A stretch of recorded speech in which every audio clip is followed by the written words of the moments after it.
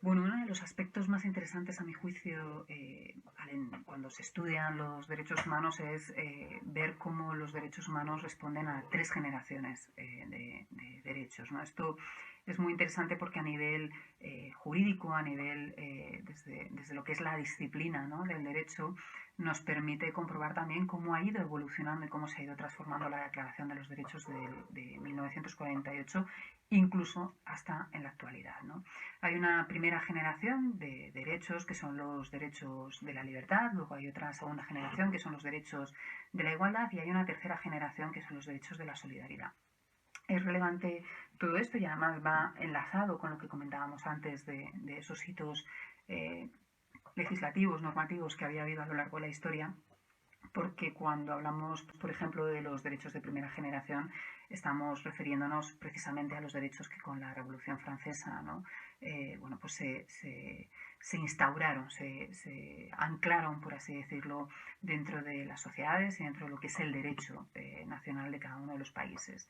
Es importante porque al final lo que viene a hacer la Revolución Francesa con estos derechos de primera generación, que lo que tratan es de garantizar la libertad, es que la acción del poder del Estado tiene que estar limitada, no es absoluta, ¿no? Es algo que ya habíamos visto que se había producido en Inglaterra y en el fondo, bueno, pues el paso, lo que aporta la declaración, lo que aporta la Revolución Francesa es que se garantiza la participación política, ¿no? Está todo el tema del derecho al voto como algo muy importante. Esto enlaza directamente con lo que son los derechos civiles y políticos, que en la Declaración de 1948 están muy bien recogidos y que son derechos que corresponden al individuo frente al Estado, ¿no?, frente a cualquier autoridad, pero fundamentalmente frente al Estado, a las administraciones públicas. El Estado tiene que respetarlos siempre y solamente puede limitarlos bajo situaciones muy excepcionales, como veíamos antes. Una de ellas es una situación de peligro para la salud pública, como la que estamos viviendo en este momento con la COVID-19.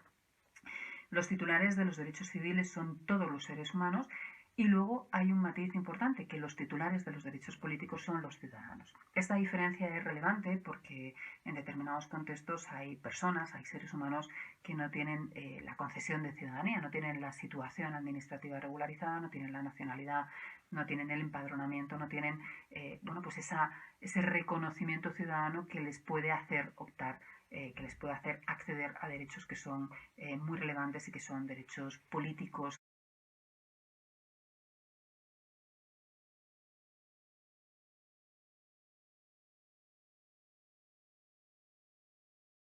Bueno, luego están los derechos de segunda generación, que son esos derechos que tienen que ver con la igualdad, ¿no? La verdad es que estos derechos surgen a partir del siglo XIX, del siglo XX, tienen muchísima relación con diferentes movimientos sociales y responden, bueno, pues en parte también a ideas socialistas sobre lo importante que es el acceso a tener unas condiciones de vida digna, ¿no? Los derechos de segunda generación imponen al Estado la obligación de garantizar que todos los ciudadanos, que todos los seres humanos puedan optar a esa calidad de vida, a esas condiciones dignas, ¿no? Y esto normalmente pues, se garantiza a través de prestaciones, a través de políticas públicas. Es fundamental el papel que pueden jugar las políticas públicas, los servicios públicos para garantizar el acceso de toda la ciudadanía a sus derechos, ¿no?, a sus derechos económicos, sociales y culturales, que esos son los derechos que están bajo el paraguas de la segunda generación, de los derechos de segunda generación, ¿no? Por tanto, son derechos que tienen un contenido social, que buscan fomentar la igualdad real entre las personas y para ello lo que tratan es de ofrecer las mismas oportunidades para que puedan desarrollar esa vida digna, el acceso a esas condiciones dignas, a esa calidad de vida mínima. El titular de los derechos económicos, sociales y culturales es el individuo que vive en una sociedad concreta, que vive en una comunidad, que vive en un país, ¿no? Y por tanto es fundamental también tener en cuenta esto, ¿no? Tras los derechos de la segunda generación, pues estarían bueno, entre los derechos económicos, sociales y culturales, que no lo he nombrado, estaría el derecho a la vivienda digna, el derecho a la alimentación, el derecho a trabajar, el derecho al trabajo en unas condiciones justas y favorables, el derecho a la protección social a un nivel adecuado de vida, el derecho al disfrute al más alto nivel posible de salud física y mental, el derecho a la educación, el derecho a gozar de los beneficios derivados de la libertad cultural, bueno, pues lo que serían los derechos culturales. Tras los derechos de la segunda generación estarían los derechos de la tercera generación. Estos tienen que ver con la solidaridad y es muy relevante el papel que están jugando en este momento estos derechos de tercera generación porque son los derechos, por así decirlo, que están incorporándose en las declaraciones, en los tratados, en los debates públicos en la época más reciente que conocemos, ¿no? Lo que es finales del siglo XX y comienzos del siglo XXI. Son derechos que posiblemente nos resulten muy familiares y que tienen que ver bueno, pues con tres tipos de bienes, ¿no? Tienen que ver con la paz, tienen que ver con el desarrollo y tienen que ver con el medio ambiente. En el fondo, estos derechos lo que tratan de promover son unas relaciones pacíficas y constructivas que nos permitan como humanidad, que nos permitan como globalidad, como conjunto de seres humanos, bueno, pues afrontar los retos a los que ahora mismo nos damos cuenta que se está enfrentando la humanidad, ¿no? En este momento no podríamos decir que tienen un titular concreto, puesto que estos derechos corresponden a toda la humanidad, corresponden también a todos los pueblos, corresponden incluso a veces hasta al propio Estado, ¿no?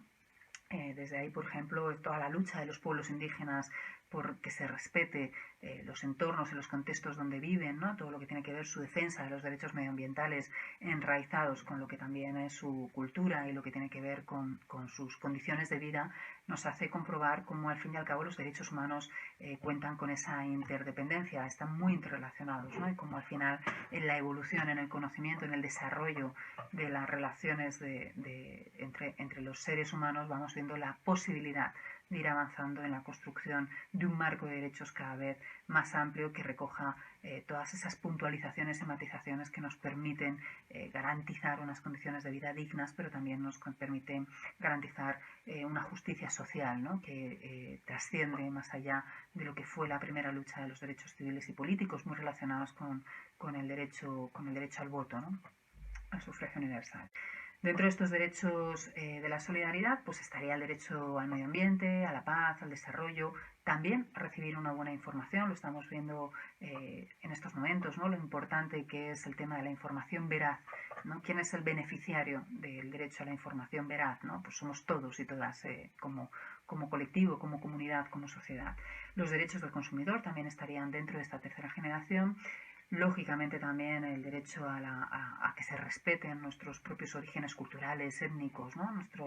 Nuestra idiosincrasia, ¿no? Como sujetos que venimos con una serie de huellas históricas, con un patrimonio también cultural.